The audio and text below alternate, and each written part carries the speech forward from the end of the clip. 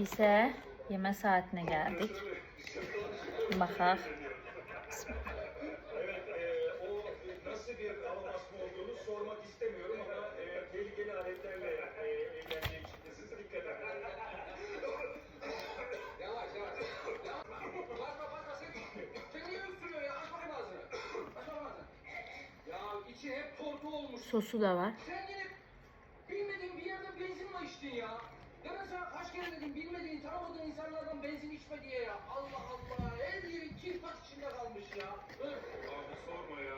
Geçen memlekete giderken acıktım. Benim demiştim size bir öğrencim. Neyse tamam bana bak.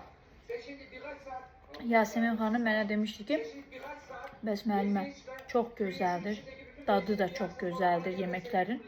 İndi özüm yoxlayıram. siz ciddisiniz ya. Gerçekten gıpta edilecek bir arkadaşlıkları var.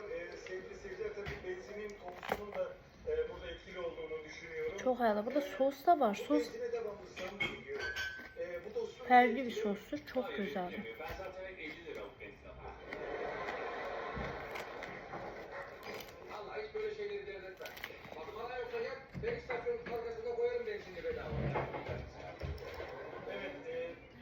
Evet.